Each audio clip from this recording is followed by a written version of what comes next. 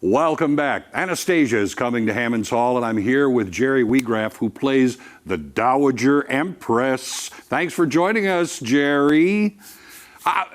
Okay, it's the obligatory question. I mean, it's one of the great stories and mysteries of the 20th century, the story of Anastasia.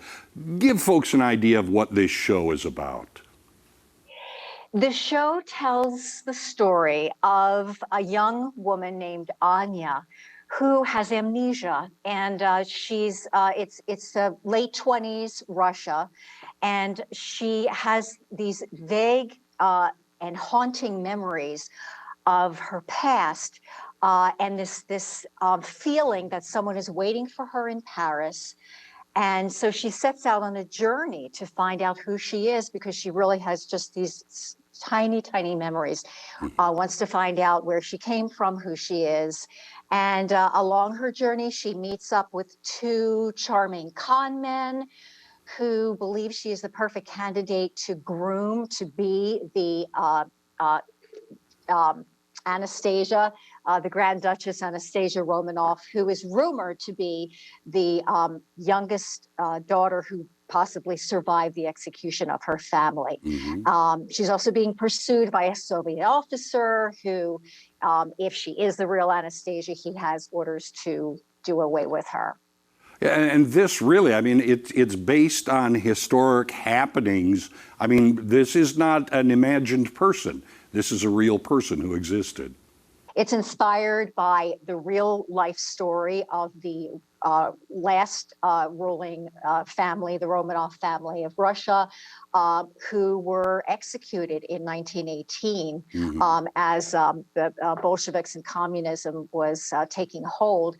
It's also inspired by a movie from 1956 starring Ingrid Bergman and Yul Brynner, and the 1997 beloved animated film. Yeah, the stories, presenting to the public the stories has been going on for such a long time. Now, your role is the linchpin in this whole thing. You validate or invalidate whatever's happening. Right. The Dowager Empress has offered up a reward for anyone who would bring her the real Grand Duchess Anastasia. She, at the beginning of the show, is leaving for Paris when Anastasia is young, and she gives her a music box to remember her by. But, you know, as news of the execution happens, and then imposters come out of the woodworks, she is faced with, you know, woman after woman trying to pose as the real Anastasia. And, you know, in the show, she just has become so bitter and grief-stricken and fed up with all these imposters. I mean, it's beautiful music from the show, but also the plots and subplots, and you can't tell a player without a scorecard kind of thing. It's really a good show. Do you think that's one of the things that continues to fascinate people, and maybe what makes this story feel relevant today?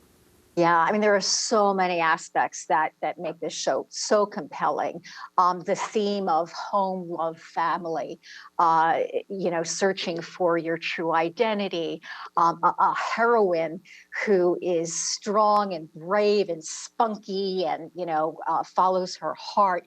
There's romance, there's intrigue, mystery, adventure, comedy, something for everyone, from the youngest member of the audience who will fall in love with the story of a girl who might be a princess, she might not be, all the way up through, you know, older folks who, you know, who love the grandmother-granddaughter relationship, the comedy. Like I said, something for everybody. A feast for the senses is what I also say too, because the people will be blown away by the visual aspects of the show, the costumes, the digital projections, the lighting. Well, it's a production. Stunning. Yeah. Where can people find you on social media? Want to keep track of, you know, what you're involved in your career? Me personally? Yes. I am on Instagram, Jerry Wiegraff. I think that's kind of what the name is on Instagram. You can also follow all of the things with the show, Anastasia, BWAY, on Instagram and Facebook. It's a fun cast. They're all doing all sorts of fun stuff on social media all the time. I hope that you continue to have fun with the show. Of course, coming here Monday, June 13th, Tuesday and Wednesday as well. And we look forward to seeing you at the Hall. Jerry, thank you so much for spending time with us today. Thank you so much. Ozarks Live will be right back.